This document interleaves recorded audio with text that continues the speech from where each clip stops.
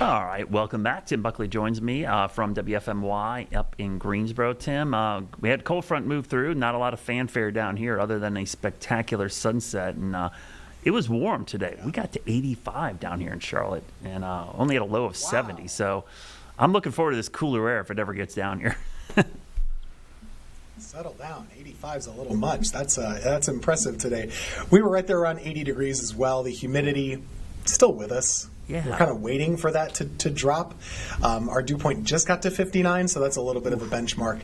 But I think it'll be pretty nice once I'm doing the weather outside at 11 o'clock, so I'm looking forward to that. Yeah, I actually think we'll have a new low for the day.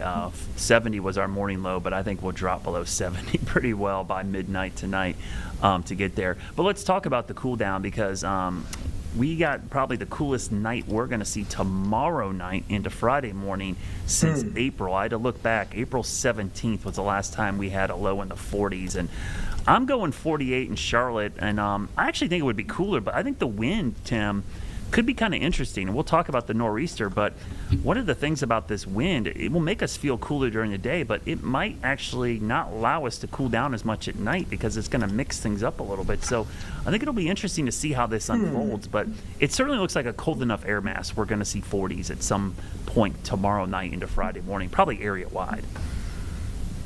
Yeah, for sure. And like you were saying, definitely the coolest weather since way back in springtime, whether it be April or May. But kind of the ideal conditions, once we get into the cool season, we'll talk about this more, but the radiational cooling that we talk about. If you want to have just the coldest night you can, you want to have calm wind, a clear sky, those are the best conditions to do it. But otherwise, if you're keeping on mixing up the air a little bit, it doesn't allow it to cool down as much as it would otherwise. So even though the wind kind of makes you feel a little cooler, it's not the best for getting those extreme cold temperatures. Yeah, and it might actually save some areas from frost that probably would have seen frost on Friday morning because that'll mix things up a little bit.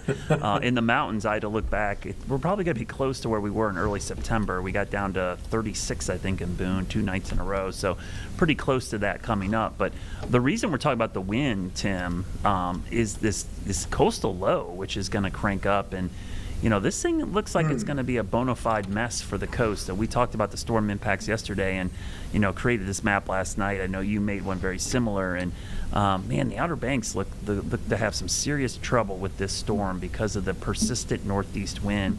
And, you know, right now I think winds out there, if I had to say, probably some gusts in the Outer Banks, could go as high as 60, but probably 50 for sure. But we're going to feel those indirect impacts for our areas because all weekend long we'll have that consistent northeast breeze, which at times I think could gust locally to 30. So we're going to feel this system, whether or not we get any rain out of it, but certainly going to feel it most this weekend.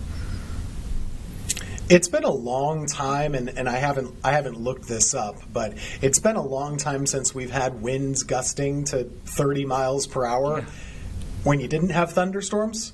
So that's not something you do very often in the summertime overall, certainly not in the early fall either.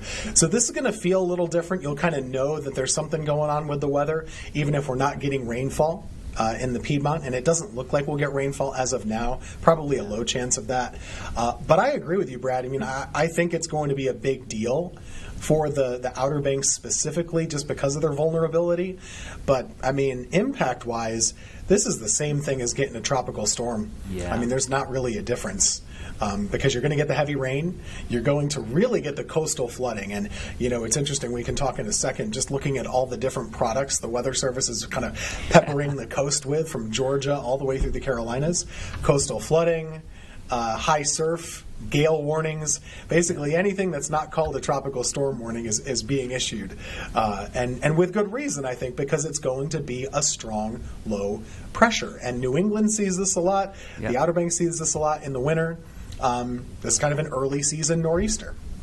Yeah, let's talk about those products because as you mentioned, I mentioned this in our local forecast, there's gale warnings for most of the coast. And I said that, exactly what you just said. That's like a substitute for not having a tropical product. You put a gale warning or a storm warning up because that's the non-tropical equivalent of having a tropical storm warning. And you're going to see those kind of conditions. But let's briefly look at a couple products here, because one thing that struck me today, and I was looking at this, is, and I'll bring this full screen so you guys can see it, were the tides. We talked about the king tides, and this is for Charleston Harbor, if you've been down there, the Cooper River area. If we focus on these high tides, coming up, looks like noon tomorrow, and then it looks like noon on Saturday, they're expecting major flood level from the tides in Charleston. So this is a combination of that onshore flow, but also that king tide, which today is the lunar perigee. So the moon is actually closer to the Earth today than it was for the full moon on Monday. So we're seeing that high tide still astronomically high because of that. And I know yesterday and today they even had flooding down there. They had some moderate flooding, and it was completely sunny. And you mentioned this yesterday, Tim. They called this now sunny day floods because you get these king tides. It happens. But you're showing the product right there. The coastal flood watch is up. And there's a lot of colors there. So explain to our viewers all the different products that are in effect for the low country right now. It's a Skittles alert for sure. It's a taste the rainbow situation over here. But this is not even for the storm per se. Like you were saying, Brad, the coastal flood watch goes through Friday, and they're talking about 2 feet of inundation above ground level. So that's 2 feet of water you could get just from high tide in those vulnerable spots. The other products, like Brad was explaining, this here would be your gale warning, I believe, and that one runs all the way through the weekend because that's where they're really concerned about the low really kicking up. Elsewhere up and down the coast, I'm actually not sure what that browner color is. That's a lake wind advisory in central South Carolina. Who knew? I would have guessed that wrong too. We have the gale. I thought like wind advisory or something. So the gale warning continues up the coast, of course, in the small craft advisories as well. But places like the New Bern area, this is a coastal flood advisory. You too, even on they call this not the kind of a sound side flooding situation. 1 to 2 feet of inundation possible in low-lying areas, and that goes all the way through Monday. So we're talking about some long duration straight up bad weather and various hazards from the coastal flooding and the high waves. The rainfall doesn't concern me too much because it's been a drought, but the windy conditions and the coastal flooding could be pretty bad. Yeah, the only thing that the rain, like you said, this is an area of moderate drought out there. The only thing that rain would be a problem, I think, would be just that it would have trouble running off, because usually what happens is when you get that onshore flow, it pushes water up the river, and so water flowing down the river can't really go anywhere. But yeah, you're right. The drought actually might help out in many areas. 2 to 4 inches of rain would not be necessarily a bad thing if we didn't have the wind. The sound side flooding is interesting, Tim. You mentioned that, and I did too, because once this low moves north, up towards like the Chesapeake, the wind switches around to the northwest, and I think the Outer Banks could get clobbered from both sides, ocean side and then sound side, if this continues to drift to the north and ends up the wind shifting. So with the past couple events, it's mainly been the ocean side flooding. This could have both sides because of that flow, and you're showing it right there. You see the flow. What is that, Monday, Tim, right there? This is all the way into Monday, and something that's just kind of occurring to me now is even when the rain stops, because the rain should probably shut off sometime on Monday, you would guess, but it's going to stay windy for several days. So these impacts could be pretty long-lasting. I mean, this is the type of thing that if you were planning a trip out there, you really might want to reconsider it, because it could be just really shut down on Highway 12 for a while, I would suspect, based on what we're seeing with the winds. Yeah, I haven't seen any. I don't know, maybe James, is there any evacuation orders issued yet out there? I'm kind of curious. I'll double check. None that have come my way. Yeah, because we talked about this yesterday, Tim. I would not be surprised if they start telling tourists, hey, maybe don't come out here because we might have to shut down parts of the interstate. And usually the reason they do that is they don't want to do rescues once the highway starts flooding. So the locals usually are a little more hardened in, and they don't leave unless it's really bad. But usually they try to keep the visitors out of that area, especially like Hatteras South. They don't want to go across Highway 12 there. And we'll see. I think we're going to lose some more houses, Tim. I just think it's looking at where they were this week.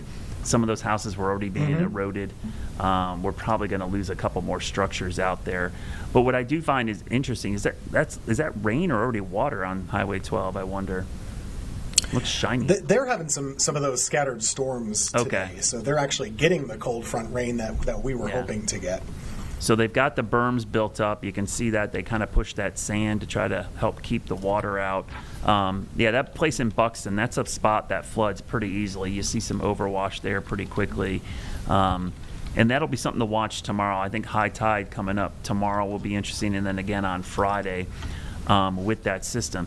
But Tim, it's a really good point that you made about just because this doesn't have a tropical name like Jerry does, doesn't mean you won't see impacts similar to a tropical system. And we were noticing in our chat earlier that a lot of people were searching Google Trends in the Carolinas for hurricanes and tropical storm.